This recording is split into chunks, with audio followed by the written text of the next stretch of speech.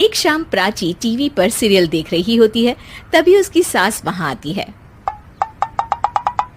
अरे सीरियल में तो ऐसे मग्न है जैसे आज रात का खाना पड़ोसी आकर बनाएंगे। मुझे पता ही नहीं था आपने अपने बेटे की शादी पड़ोस में भी की हुई है। हैं? मतलब? मतलब इस घर में सारा काम बहू ही करती है, आप तो सिर्फ खर्राटे मारती हैं। अच्छा जी, फिलहाल तो तुम आराम फरमा रही हो, चलो जाओ, ये मेरे टीवी देखने का समय है। आहा, इसीलिए मुझे भगाया जा रहा है। सॉरी, अब तो बिल्कुल नहीं जाऊंगी। प्राची की इस बात पर दोनों सास बहू के बीच टीवी रिमोट के पीछे बच्चों जैसे छीना झपटी शुरू हो जाती है, जिसके बीच श्लोक भी काम से घर वापस आ जाता है।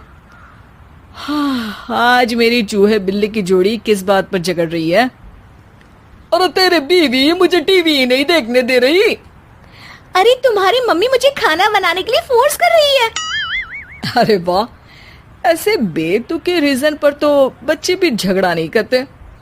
अरे मुझे कुछ मत बोल, सब इसने ही शुरू किया है। हाँ हाँ, जैसे आप तो बहुत दूध की धूली है ना। अरे बस, दोनों चुप। प्राची जाओ, खाने की तैयारी करो। और माँ तुम छोड़ो, तुम्हें क्या बोलूं, शांति से अपना सीरियल देखो, मुझे दोबारा लड़ने की आवाज सुनाई नहीं देनी चाहिए। ऐसा बोलकर श्लोक वहां से चला जाता है, जिसके पीछे पीछे प्राची भी कुछ न कुछ बड़बड़ाते हुए रसोई में चली जाती है। हाँ हाँ, सासू जी को तो कुछ बोलेंगे ही नहीं, बस मुझ पर ही हुक्म चलता है, खाना बनाओ, जैसे मैं इनके घर में खाना बनाने के लिए आई हूँ। इसी तरह शाम बीतती है और रात को श्लोक और प्राची की सास खाना खाकर सोने चले जाते हैं, लेकिन प्राची गुस्से में कुछ खाए बिना काम में ही लगी रहती है।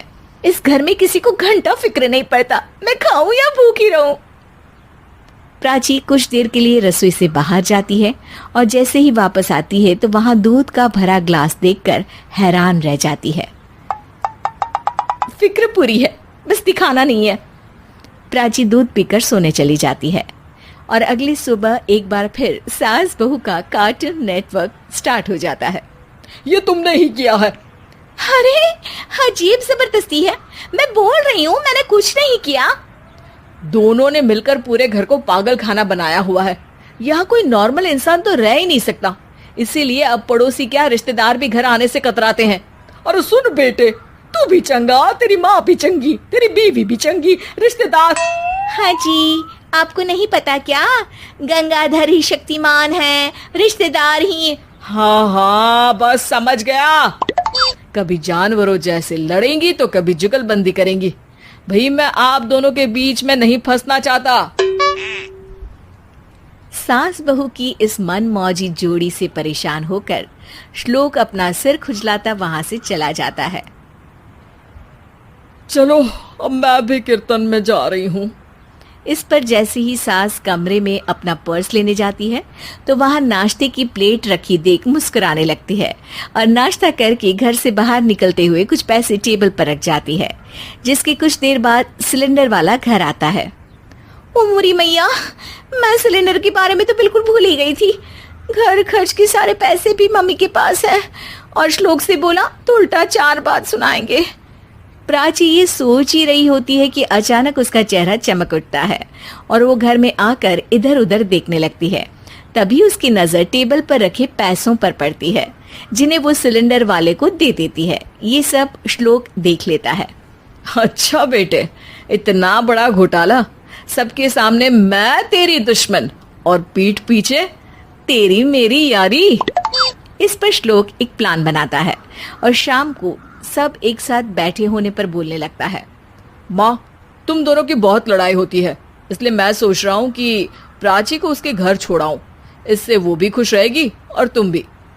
अचानक श्लोक की ये बात सुनकर सास बहू शौक से उसकी तरफ देखती है। अरे ऐसे कैसे घर छोड़ाओगे, मुझे कहीं नहीं जाना। अरे तुमने बोला नहीं पर मैंने सुन लिया, तुम्हें मम्मी के साथ रहना अच्छा नहीं लगता, मुझे पता है।